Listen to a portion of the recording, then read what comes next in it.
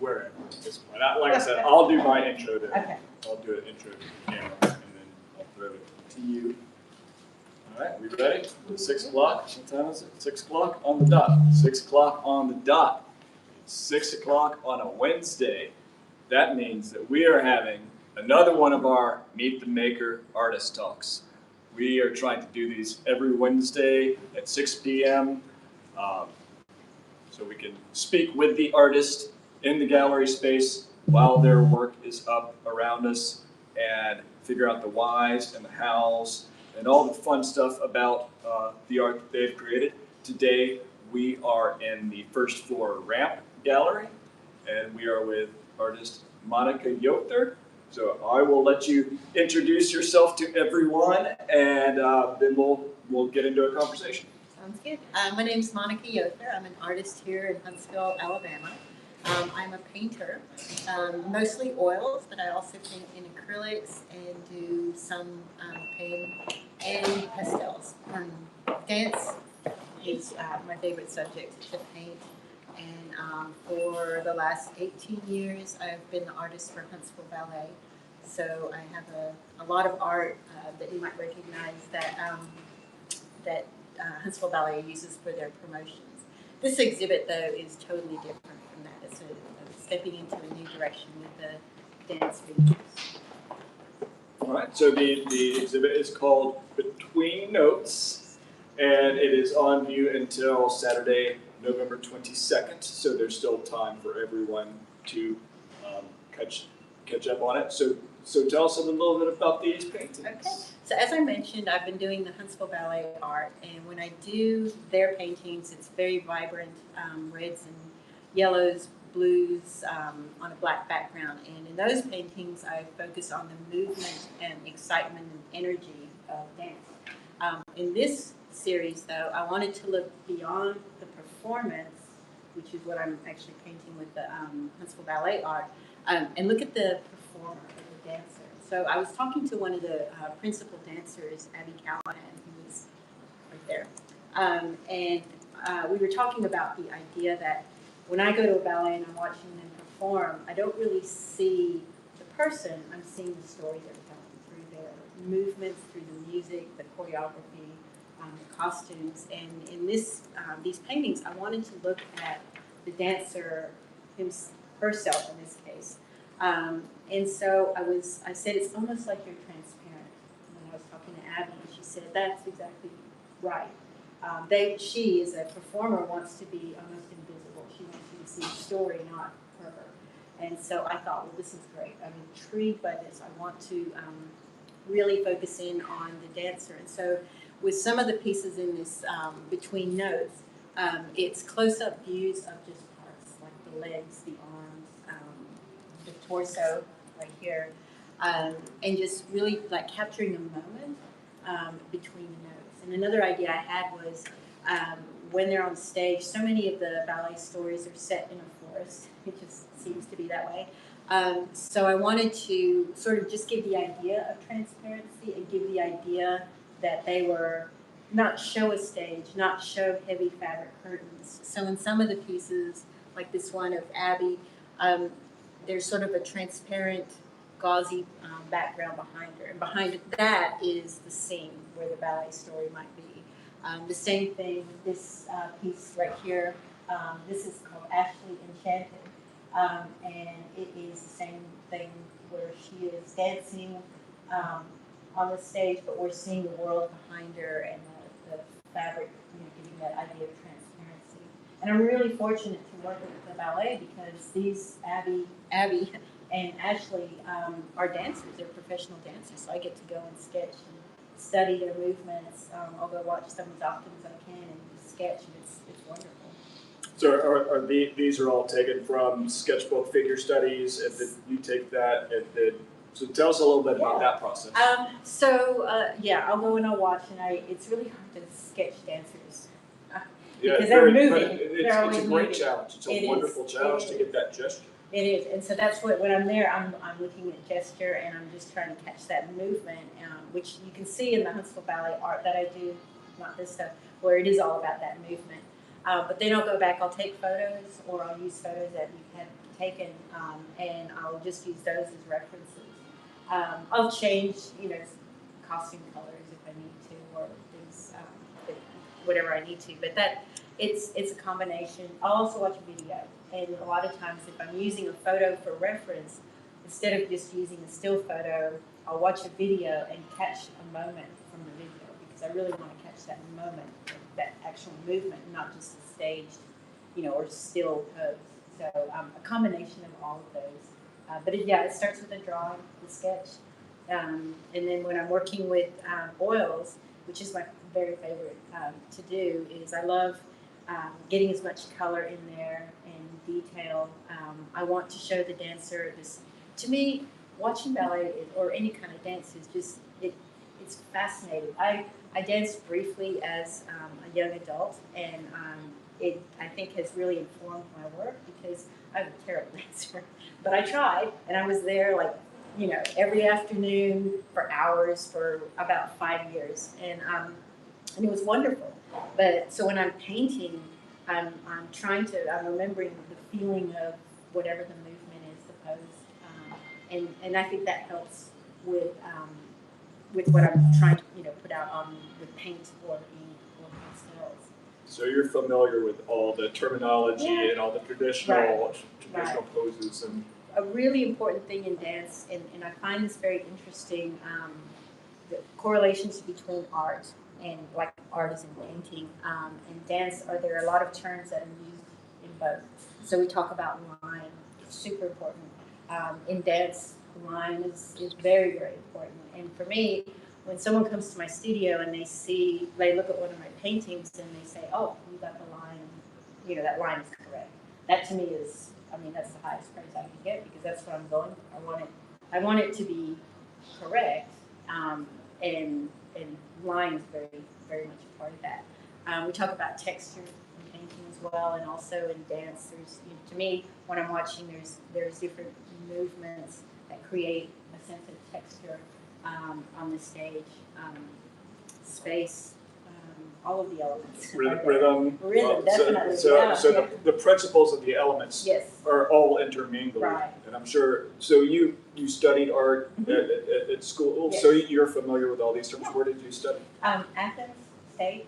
Yep, and I'm actually right now I'm working on my MFA at Athens State. So I'm What's painting your focus? Dance. I'm painting and drawing. Painting and drawing. And I'm working on another series, which is kind of similar to this, again, focusing in on dance figures, but the focus on this set of work will be a little bit different. So you'll have to wait until the next. Yes. What was the impetus to go back to school? Kind of a bucket list thing. I'm at a point in my life where I'm an empty nester, and I love art.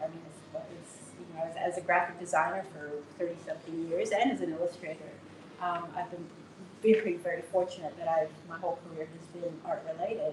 But at this point, I'm doing this because it makes me very happy, and I'm just loving every minute. And my daughter is in grad school in Tuscaloosa, art history, and she's just going to hate me for mentioning that, but I have to, because she was a huge influence to me.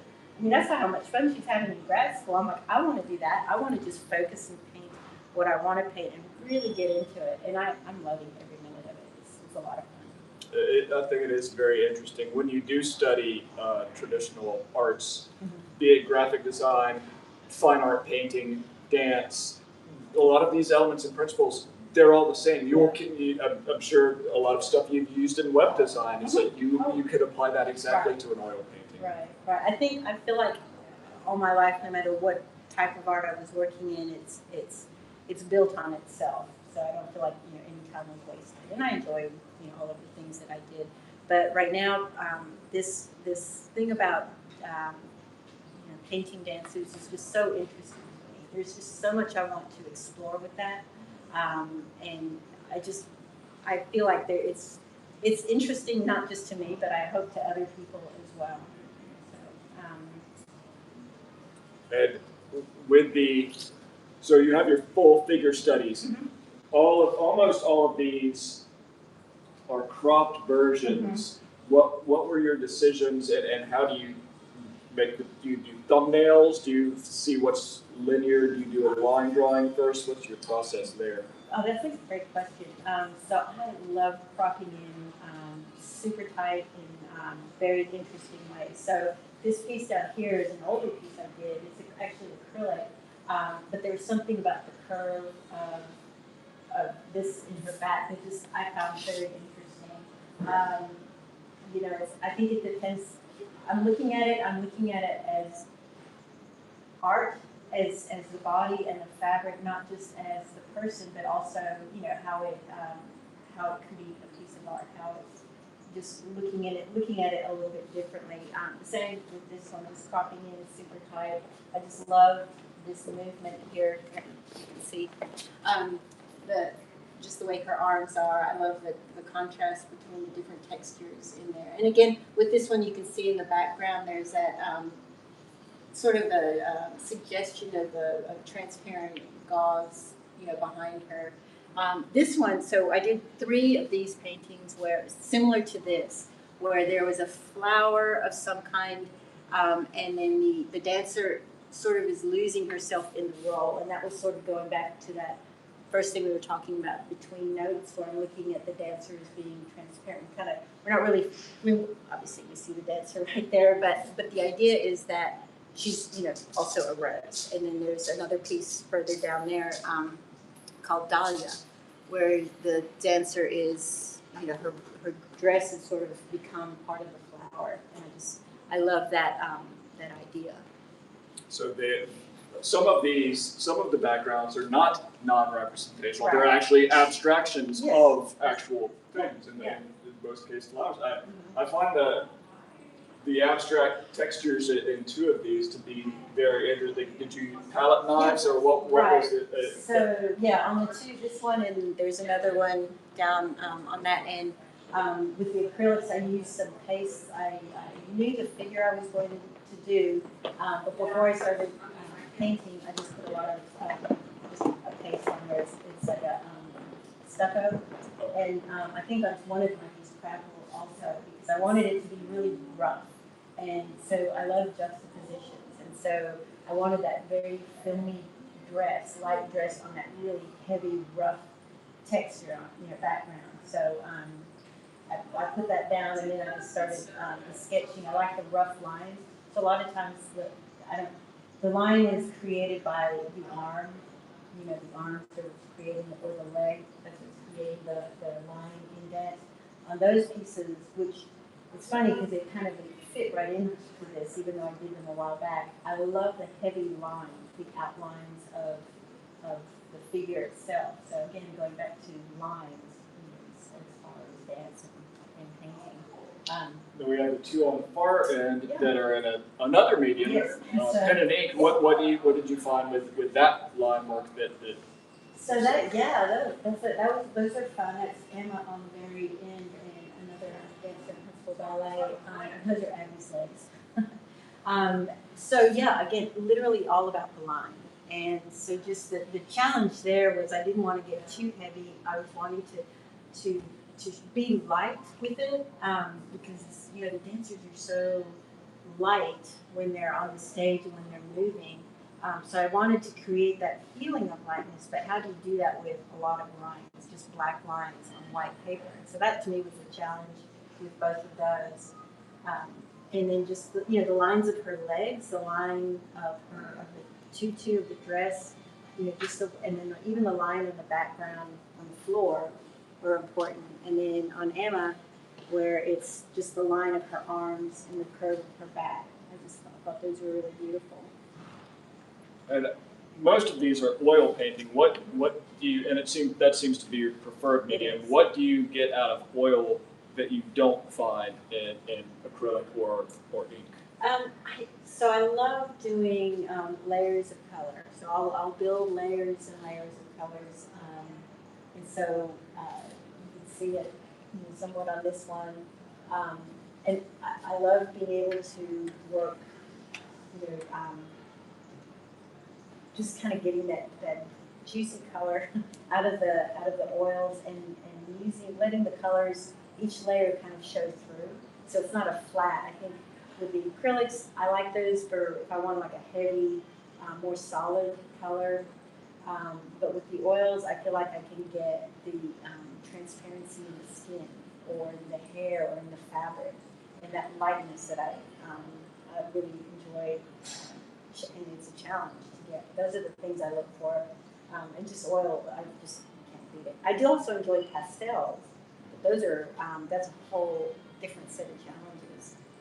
But you like them also I do. For the layering, The layering and the aspect. color, just the pure color, just beautiful color that those pigments are the best. And when you're depicting skin rather than a fabrics, do you choose your paints based on what physical thing you're trying to represent? So I will start with, there's a couple of different techniques that I enjoy painting with in oils that I've learned recently. One is just doing, working with a Zorn palette, working with limited color palettes and building color, mixing those colors. I like doing, this one was, I started out with green, all green in the background, and then, so it's just a opposite color. So I started with green, knowing that it was going to be all red, and so just thin layers of red over the top of it, using red, yellow, blue, and black layers, doing a value, like a Versailles, starting with that, and then building the colors on top of that. So you start with your background. You have a solid painted background. I'll do a toned background. Toned just a toned background, and then And then do you charcoal your draw? How do you do your transfer? I'll either do a charcoal transfer. Sometimes I'll do a grid drawing, and then sometimes I'm just with graphite? Yes, and then sometimes I'm just doing it using charcoal and just drawing it straight onto the canvas, and then building on top of that. Are we having any questions out in computer land? No questions. Okay. There was Support in the chat. There was a signal, so I didn't know if that would. Do we have any questions from the audience? Anyone? I'd like to know, do you work on each one individually or do you work on a series at a time? A series at a time. So right now I've got 4 paintings I'm working on and 4 pastels that I'm working on all at once. Wow. I like that. Yeah. And how many hours do you spend like in the studio working a day? I paint when I'm in the studio 2 to 4 hours, and I could go longer, but usually I have to stop and do something else. My hands can't flat. Are you primarily brushes, or are you like palette knives, or what's your primarily brushes? Brushes, and I just lose myself. You just get involved in it, and it's like, oh my gosh, I've got to be somewhere. So it's wonderful. Do you have your reference up the whole time, or once you get your drawing, do you just work from the paper? No, in fact, I will use, I have found for me, I like using my laptop, the image on my laptop, or even a screen on my phone, if I have to, for my color. Definitely. It works much better than a printed out where I'm not going to, I don't know if it's a true color. It could be, every printer prints out differently, and the colors, for me, tend to be very dull. So I always look at the screen as I'm painting the color reference. That's very interesting. So, are you planning? You said you're working on this new series. Is that going to be available to be seen at some point? Yes, I should have them finished by December. Oh, this year? Yeah. Oh, wow. Yeah, and I'll have them up in my studio, and hopefully I can come back and do more. I will tell you that the title of that is Art, the Dancer as Art, and the Dancer as Artist, and I'm exploring how the difference between the two. And is that your thesis? Is that the title of It your will thesis? be. Okay. So, will you be wrapping up school in December? No, it's just a class. This series. Just for one class. Oh, I gotcha. Okay. So, yeah. That's exciting. Yeah, it's very exciting. And I have a whole list of different series of paintings that I want to do, all related to dance. And I'm reading a lot about history of dance and correlations between different dance, I won't say styles, but different methods and philosophies of dances, kind of comparing to art. So you study that. Do you also study like Degas or someone who painted dancers just to see how other people have? Yeah, of course Degas, but there's not a lot of other artists historically who have devoted so much of their time to painting dancers as he. But there are definitely there's some wonderful artists who have done dance paintings of dancers that I really, really love and just enjoy watching how they did their dance and studying that. So I've got a little folder of other artists that I study. Don't ask me their names because I'm not going to remember any of them. I have to ask my daughter. And you mentioned your studio. Do you have a studio that's open to the public? I do. I was here at Lone Mill. This was my home for 14 years. 14 years? 14 years. In fact, I'm looking at my very, beyond the camera there, where my first spot was. This is always going to be home to me. But my studio now is South Parkway and side of Main Street South. And what's the name of it? It's Studio 127. It's the studio name I had here, and I didn't want to change it. So people can come and visit you and see your work. And do you classes? I know you did some when you were here. Yeah, but I didn't. I do. I teach classes on Wednesdays, Fridays, and Saturdays there. And you can find me on Monica Yother Artist on Facebook and at Monica Yother on Instagram. And I have a website, monicayother.com. No price. Friend there.